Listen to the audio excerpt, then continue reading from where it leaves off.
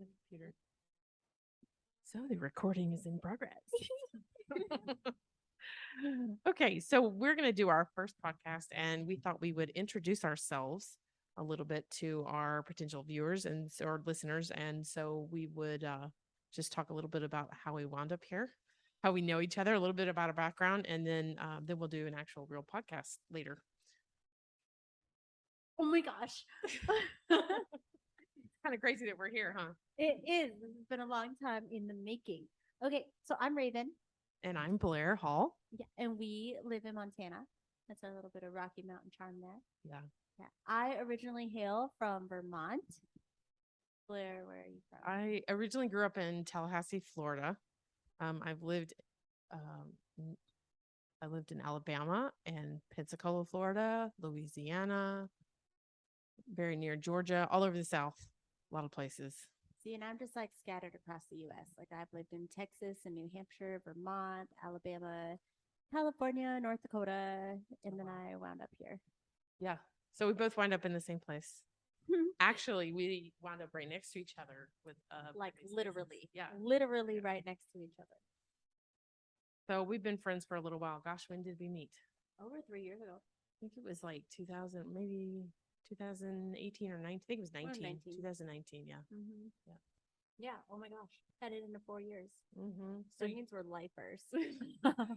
So you were starting, I was doing massage therapy, and you were starting a coffee shop right next to us. And that's really how we came to get to know each other. Yeah. So life paths just kind of hit us at the same place. Yes.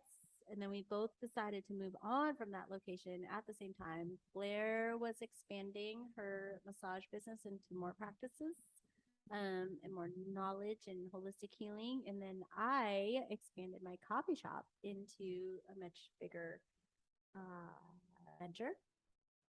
And so then, I don't know, here we are. Yeah. What are we doing now? Well, COVID happened in between. Mm-hmm. So, COVID, yeah. And I was working with somebody else and then wind up doing it on my own, but still continued on the same kind of path.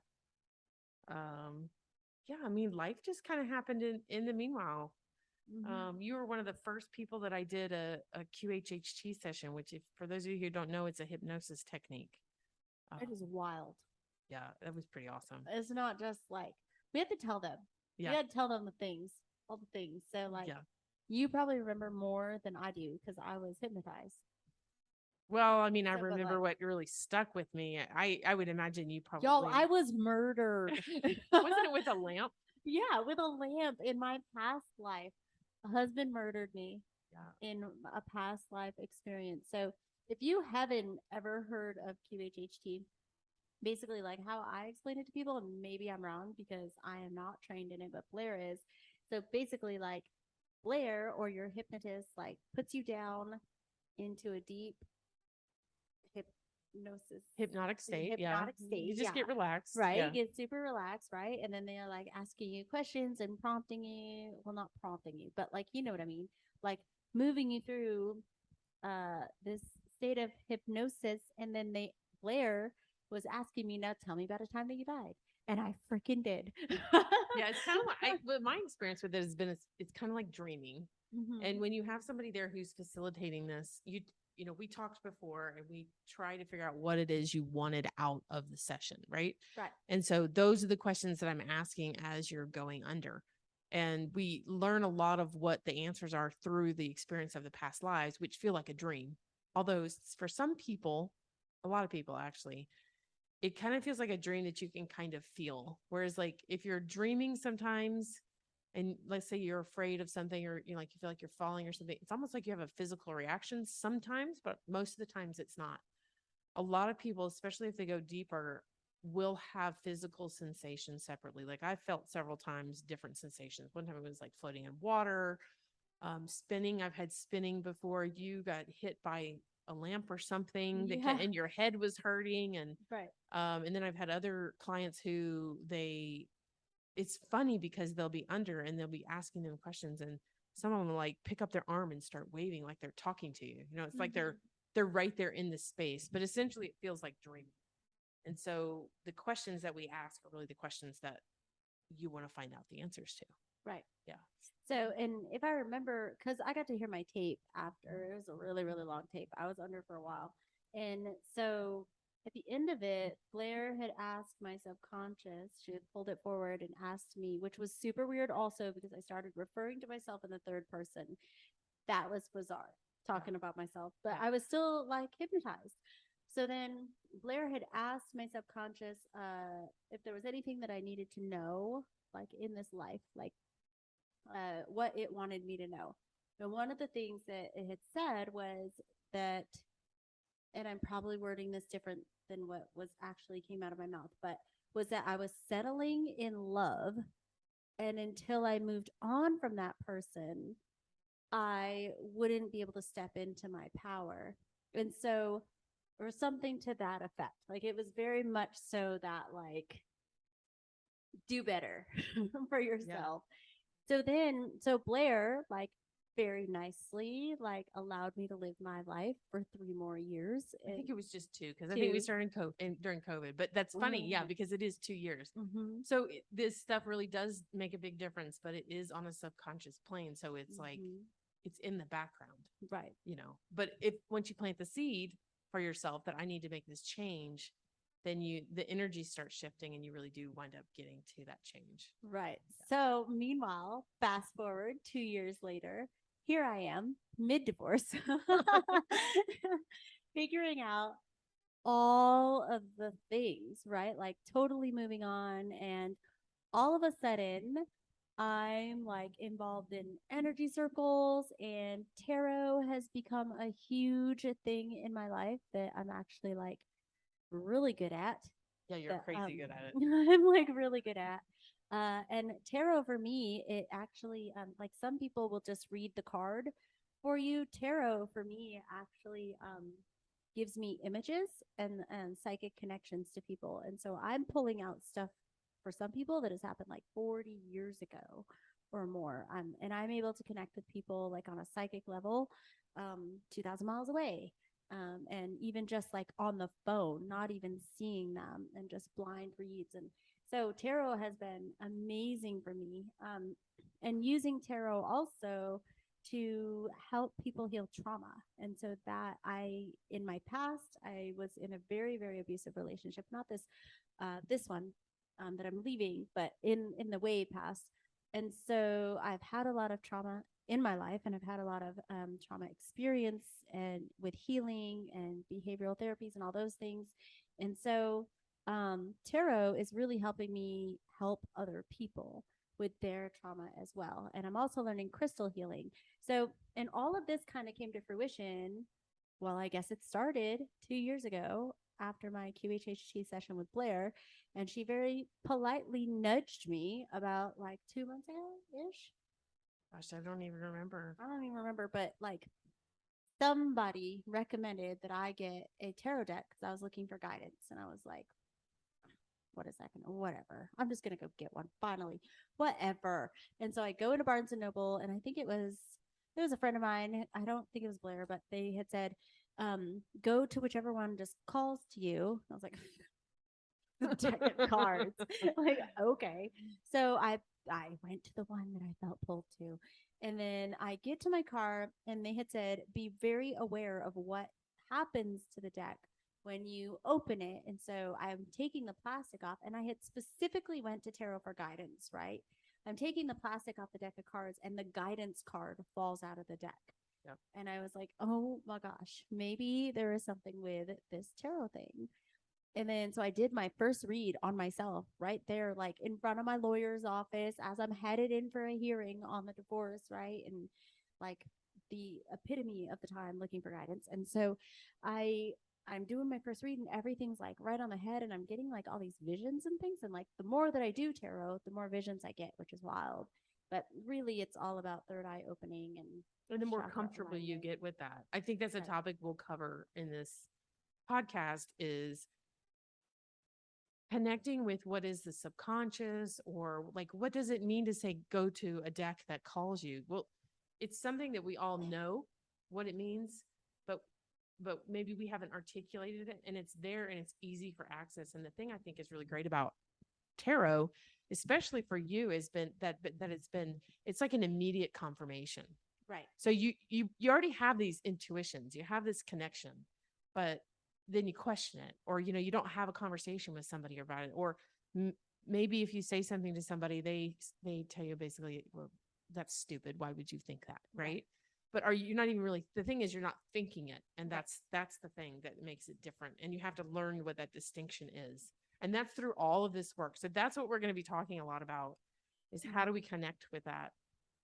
I just want to share a little bit about my experience from the other side there. Yeah. So yeah, Ravyn came in for the QHHT session, and I mean, I had known her for a little while prior, but I didn't know that she was so psychic. She had psychic experiences when she was a child, and like things that she's like, oh, it's so creepy, Turns out that's not normal, guys.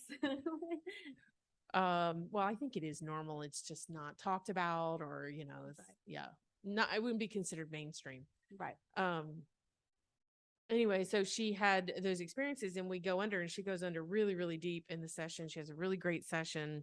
She gets lots of information. I will say that I thought that some of the information she got from her session about her questions were probably, as I have seen for every other person, are usually not the easiest things to solve, because people who come to a hypnosis session are looking for answers for things that they have not found the answer to yet, and they've been looking for a long time, and they are ready. And it is always about stuff that is hard for them. Okay. So they're pushing it away for a reason. They're tired of it happening, and they're ready to do the work. And that's why they wind up at the hypnosis. So I felt the same thing happened with you. And so here, when you left, I was like, okay, so basically she's crazy psychic. And it just said, use it. And then I talked to her when she's back awake, and she's like, yeah, I'm not doing that. That's crazy. Like, oh, wow, that was really weird. But yeah, no, that's not going to happen. Yeah. I've got a little kid, that kind of thing. So, yeah, I've been patiently waiting, and I'm happy that we, reconnected like this. But, yeah, I was kind of waiting for that to happen. And I see that with all my other clients too, is that it's really deep stuff, and it's really specific to the person who gets it, and it's dead on. You just have to learn to follow it. So that's our venture here, is we want to bring all this stuff together. So there's some other things that I do. I do astrology, but I don't do astrology like I think some people do. I mean, astrology is really popular all throughout the world, but like I look to astrology as something that can help us to understand our world now and understand ourselves better. I really don't care much about prediction. You can do that, but there's always like a chance that it may not happen. And then you really want to know what happens? I mean, I was just thinking today, like, I would like to know the answer to this question, like, when is X going to happen? But then I think, I don't know if I really want to know, because I might change the way that I act. Right. So that's not my thing, but I do think astrology is actually really good for helping people to understand themselves better and give themselves some more compassion, which everybody needs. Meanwhile, every time I meet somebody new, I'm like, Blaire, Blaire, here's their information. Here's their information. Oh yeah, Are they good? Yeah. Well, and I have fun with that. I love looking at that kind of stuff. And yeah, no, I will. I had a friend of mine, actually, Janelle, who's part of our group where we meet and meditate, and she was kind of poking fun at me and said, oh yeah, Blaire says, oh, hi, how are you? My name is Blaire. What's your birth information? Like, I'm not that bad, but I love to study that kind of stuff. And I think it's really helpful. So I think we should also include a little bit about our actual 3D realm, personal background, just for what our work experience is. Yeah. Okay. You want to go first? You want me to go? So I really began so when Blaire is talking about 3D realm, first of all, she's talking about like the here and now. So I'm still learning all of the D's. 3D, 4D, 5D. There's all the D's. 12D. So I'm like, what? So if we refer to a D, you can understand that I also don't understand what she means. Yeah. Don't feel bad. We're learning together.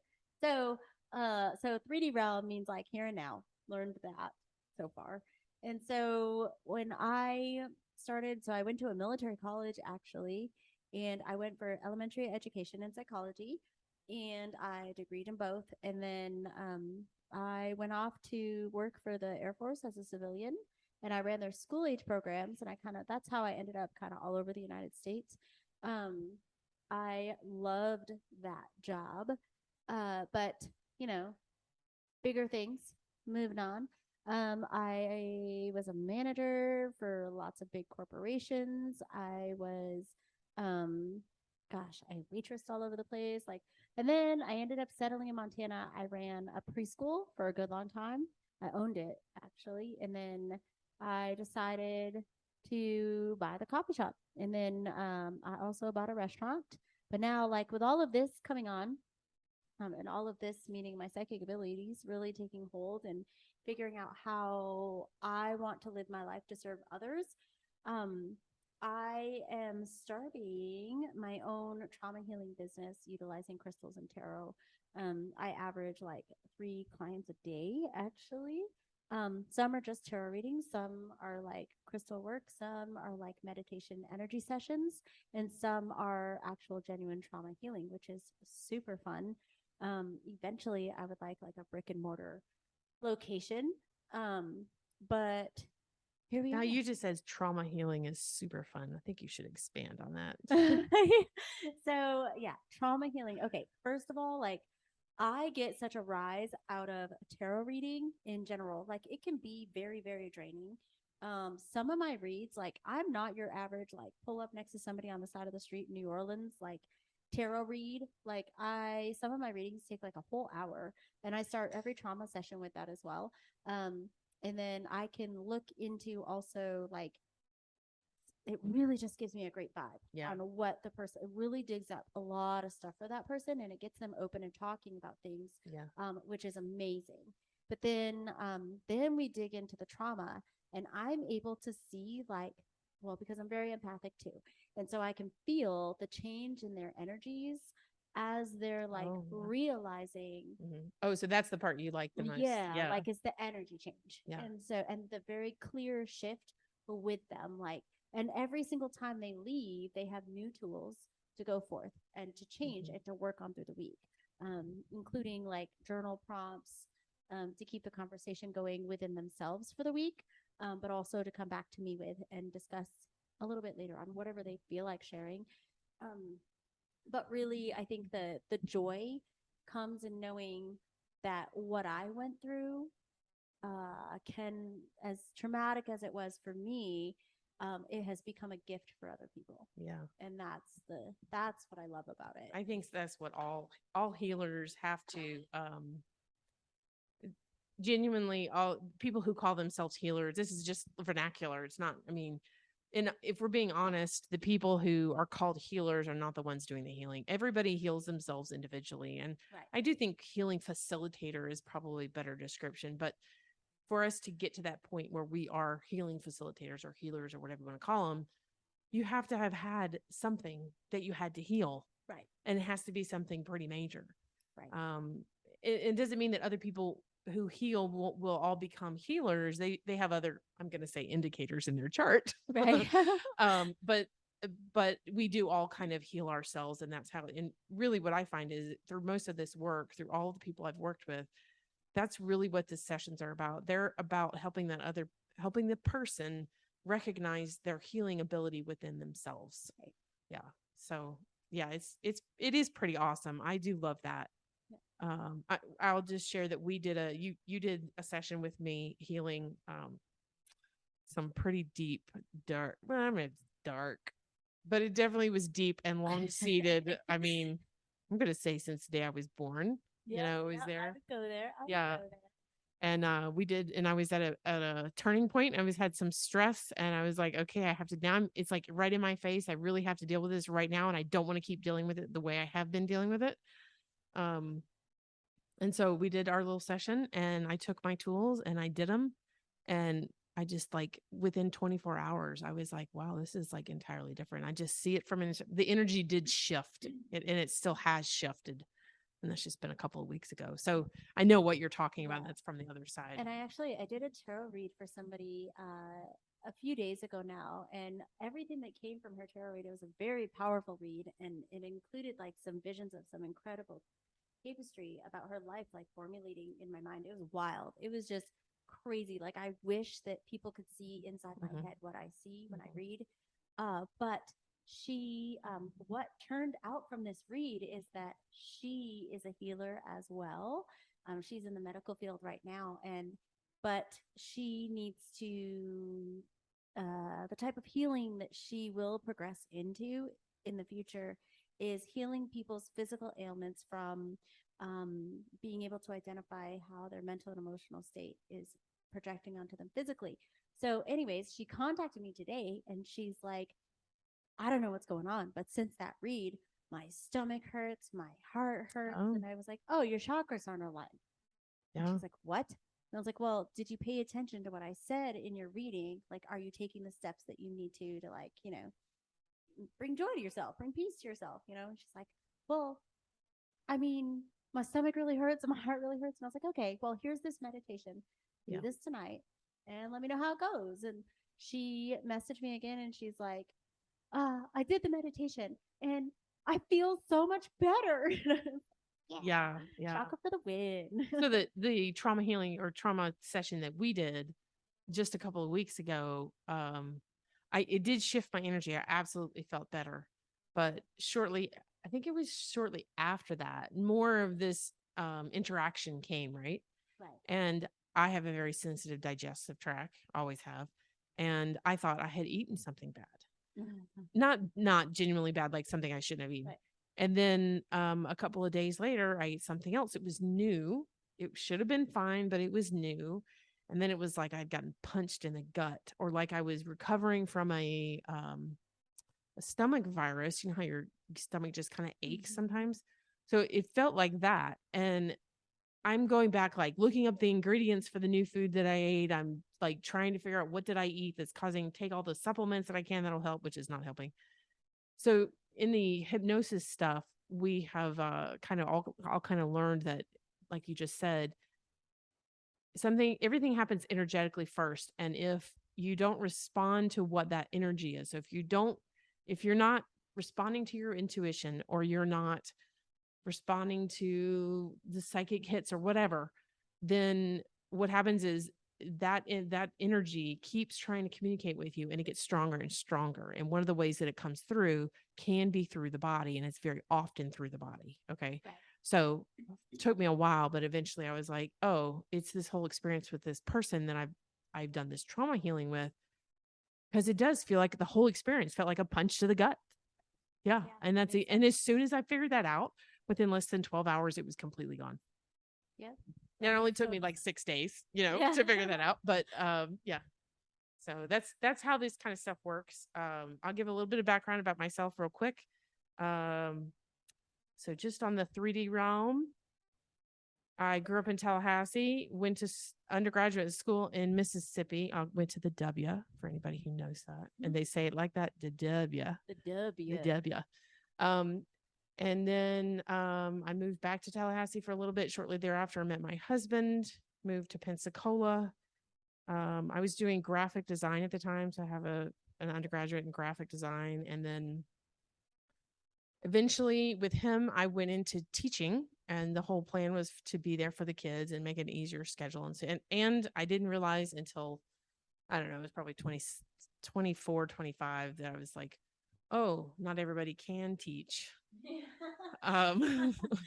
not that fun. Well, I just mean they don't necessarily have the natural inclination to know like what things, it's the intuitive nature, like how do you get somebody to understand an idea? There's a lot of critique on either side. You hear people say those who can't do teach. Right. And then but then there are teachers, which I grew up with a teacher, right? So that's not really true, because they really can't. Not everybody can teach. I mean, I've worked with people who's like, they're supposed to teach me something, and you're just like, oh, wow, that was really horrible. I don't know if I understand what you're talking about. But anyways, so I had gotten to the point where I had realized that, yes, I can teach. Not necessarily that I wanted to, because I grew up with a teacher and I was like, couldn't stay far enough away from that. But anyways, I found it a good fit for me. I wound up getting a master's in education and went into the public school teaching realm, which I did that for a while. Actually wound up doing that almost 10 years. And just before the end of that, my husband died. And so my life turned upside down.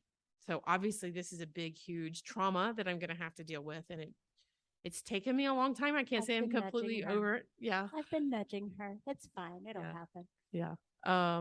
anyways, that caused me to move to Louisiana. And then I eventually wound up in massage therapy school. And then I wound up in Montana. And then I had an experience with Reiki, a personal experience with Reiki, which is on the website if you'd like to read about that. But a personal experience with Reiki where somebody just did it to me and it helped me heal my hands. Like, honestly, I think it was like 66% faster easily. Wow. And then it always sat in the back of my mind, but I had only heard the word. I didn't even know how to spell it. So I don't know, years later, I think my son was 2. So 2007 probably. So this is probably like 8 or 9 years later. I was like, oh, she did that Reiki on my hand. I want to know what that is. So I had to look it up, figure out how to spell the word. I looked it up a little bit, but I wasn't all into this. So, I didn't really get into it. So eventually when I go into massage therapy, I was like, oh, well, Reiki goes with massage. I'm going to do it. Now I can write it off as a business expense learning. Right. So, so I did that. And I still do Reiki. I do other things too. But, anyway, so that kind of pushed me into the healing field. And to be honest, I don't really know when or how I got into this hypnosis stuff, but as soon as I did it, I was just like, oh my God, this is the coolest bleep.